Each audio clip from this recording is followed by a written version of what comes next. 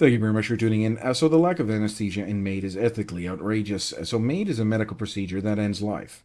Performing it without an anesthesiologist defies basic ethical standards. Any procedure that has the potential to cause suffering must ensure the patient is unconscious and cannot feel pain. This is Medicine 101. So, no monitoring for depth of unconsciousness. Without anesthesiologists, there is no monitoring of brain activity to ensure true unconsciousness. Well, you can't say, oh, the patient didn't scream or anything. Well, yeah, but that's what the paralytic agent is doing. Right? That's the whole point. The paralysis drugs may give the illusion of peace while the patient is internally in agony. All right, so that's the word on the street is that it's extremely painful, more than any pain that you've ever felt in your life, and you can't scream or do anything, and that's even the worst part. And then you just have to wait until death, the sweet release of your life, your soul escaping your body because it's so incredibly painful. I mean, what kind what am I talking about? It's incredible what I'm talking about. It's incredible. Not so much as the other topic. So let's recap here. So we get the Clare Health Center. Dr. Michelle Dow's the director, and this I should say Mrs. because I mean this. What kind of doctor violates the Hippocratic Oath every single day that she comes to work? Man, very sloppy.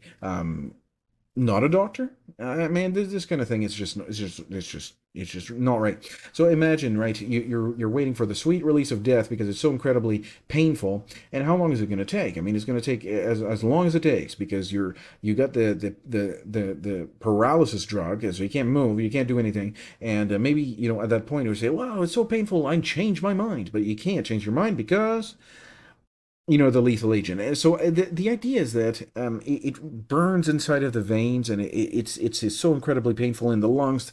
The lungs are filling up with fluid. So I mean that's terrible.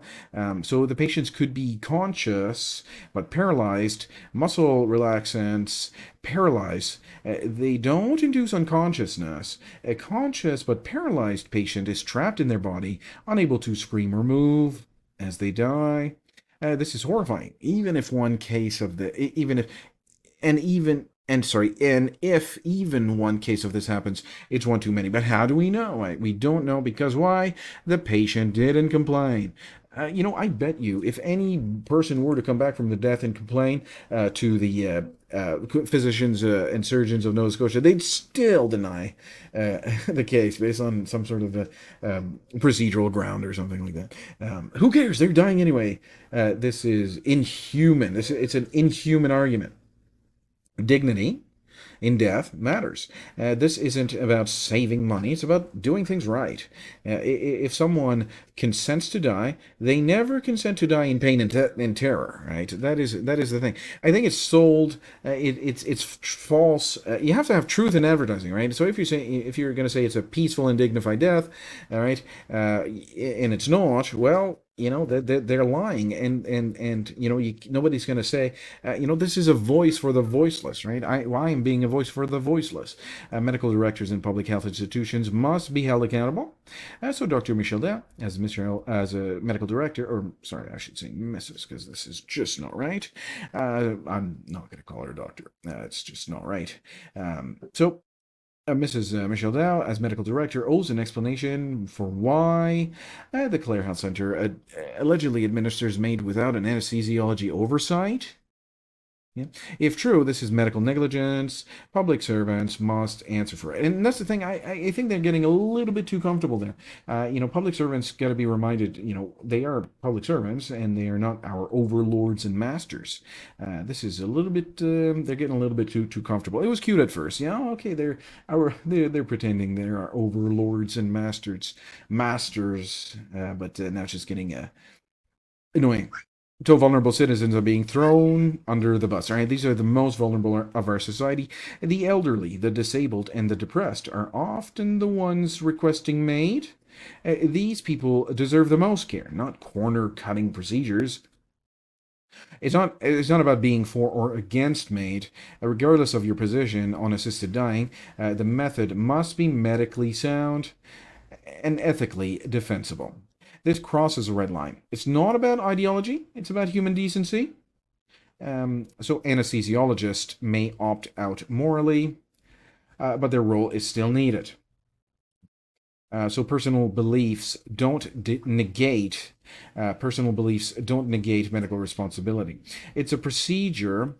If a procedure requires specialized care to prevent suffering, the system must ensure its presence. Um, it is present. It is present. No, it is present. Yeah, it is present. Let's read that again. If a procedure requires specialized care to prevent suffering, the system must ensure it is present. What it is. There you go. It is present. What is present? Well, the anesthesiologist, right? Okay, so he doesn't want to do that kind of ridiculous thing. He doesn't like maid or whatever. Well, he doesn't like to kill people. Okay, well, he doesn't have to, but that doesn't excuse the fact that maid requires an anesthesiologist, right?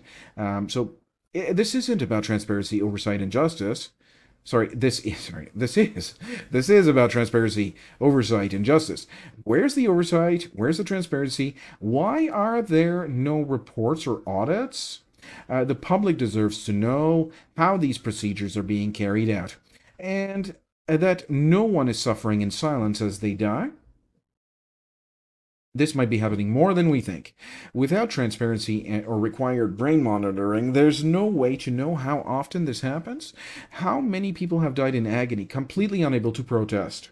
Well, I think it's a lot, and we don't know the exact number. Maybe they are put to sleep, but maybe they're not, and that's what we don't know. But the word on the street is it's extremely painful. A level 11 type of pain, level 14, 14 out of 10 pain. So the top.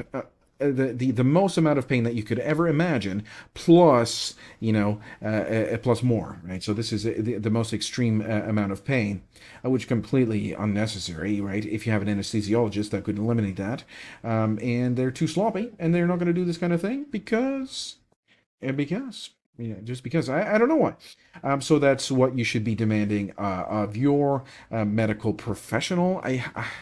I'm having a hard time saying that, but you should go there and say, hey, why aren't we administering MAID under the guidance of an anesthesiologist? I mean, this is just basic medicine. This is the way that we should. Should we be killing somebody, an old person or whatever? Should we be killing, an old person? Well, maybe or maybe not. But if you are going to do it, just have an anesthesiologist present. It's not really about if you agree or don't agree. It's not. It's about, how is it done? Well, it's done very, very sloppily. It's done in a sloppy manner. Yeah. But anyway, thank you very much for tuning in. I do appreciate your time and spending time with me here today with this very, very important question. So the question isn't, do I agree or do I disagree, right? Should MAID be decriminalized in Canada or not? I think that ship has sailed. But what's important here is that, we should have an anesthesiologist for every MAID procedure in a civilized society like Canada. If it is civilized. So a developed and civilized country like Canada should certainly have an anesthesiologist present when they are doing such a thing like medical assistance in dying. MAID requires an anesthesiologist. I mean, that is just basic. But maybe they don't want to. I don't know. That's not the point. The point is their role is still needed, and I do believe this argument has merit. So I do appreciate you sticking around. Thank you very much for tuning in. I'll see you in the next video.